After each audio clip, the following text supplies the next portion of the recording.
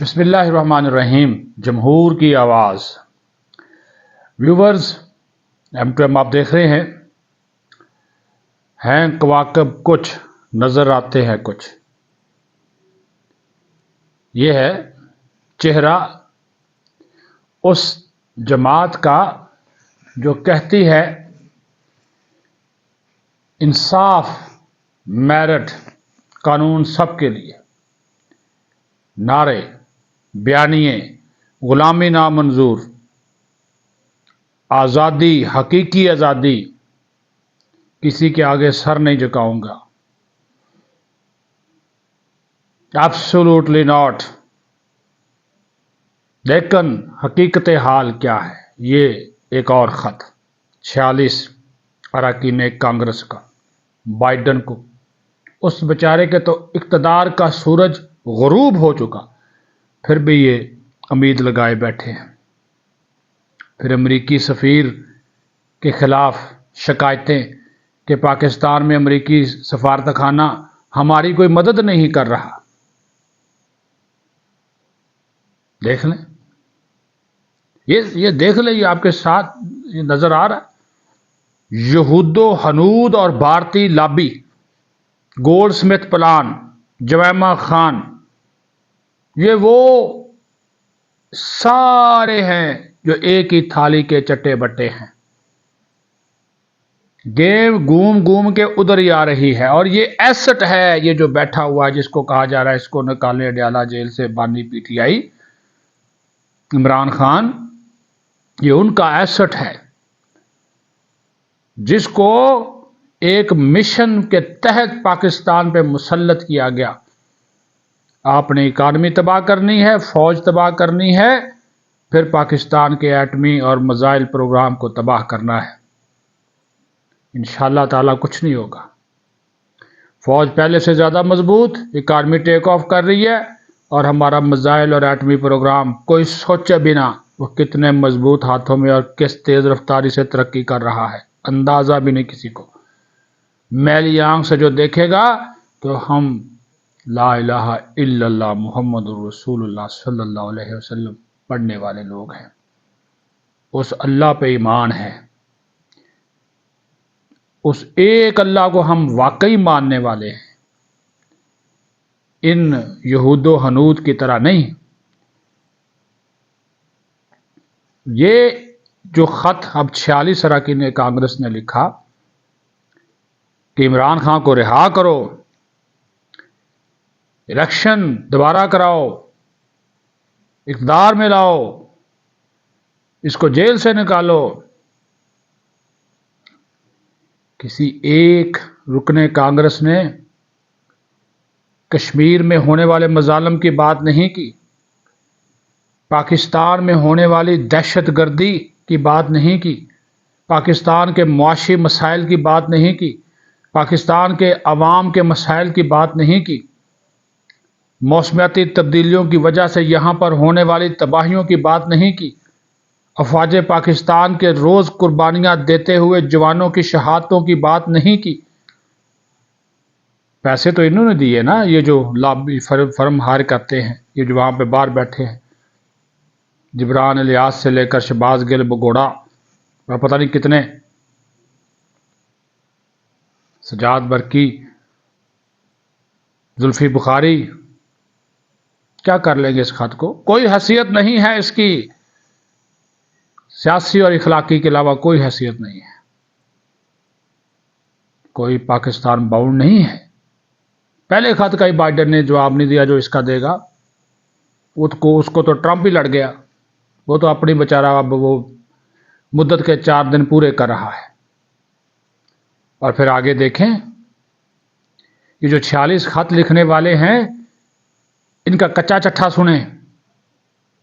ان 46 میں سے 30 ایسے ہیں جو اسرائیلی فنڈ سے، جو اسرائیلی فنڈنگ حاصل کرتے ہیں۔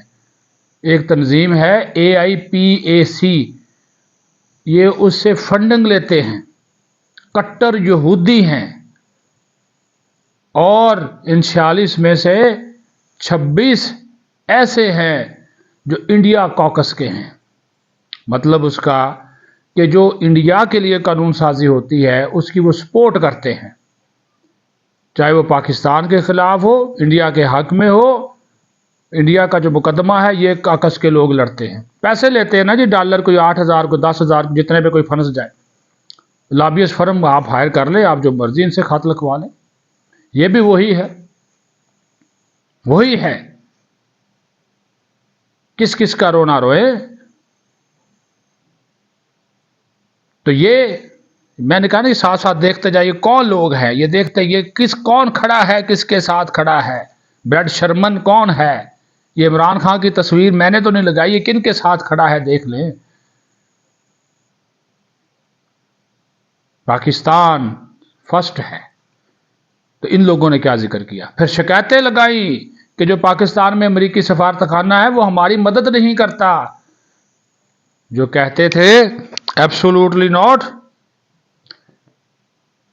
امریکی مداخلت نامنظور، اب کہتے ہیں امریکی نامداخلت نامنظور، اب کہتے ہیں امریکی مداخلت ضروری، لازمی۔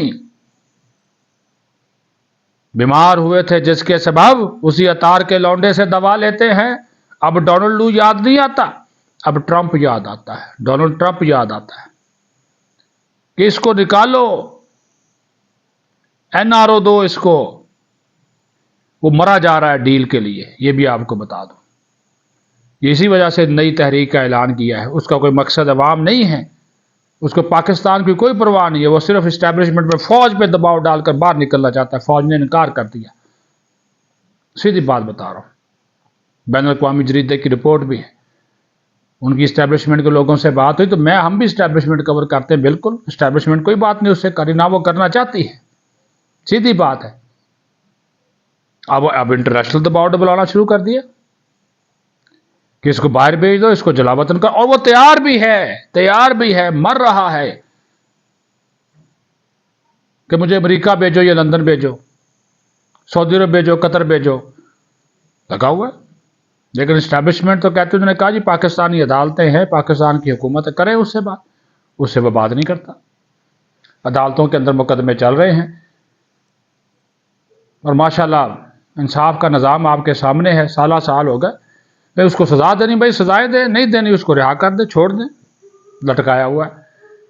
اس کے پھر وکلا کی ٹیم بھی ایسی ہے، روزانہ تاریخ لے لیتے ہیں، کبھی آج یہ نہیں، آج وہ نہیں ہے، آج کوئی ریکارڈ پورا نہیں، دستاویزات پوری نہیں۔ ڈرامہ ہے، جعل سازی ہے، فراڈ ہے، فتنہ ہے۔ جمائما گولڈ سمتھ پلان ہے، اور یہ گولڈ سمتھ پلان کو عملی شکل دینے کی ایک کوشش ہے، بلکہ اسے مکمل طور پر نافذ کرنے کا ایک پلان ہے۔ اسی وجہ سے یہ ہے کہ ایک سے بڑھ کر پچھلے دنوں بھی 60 لوگوں نے خط لکھا تھا نا، کیا ہو گیا؟ کوئی فرق پڑا؟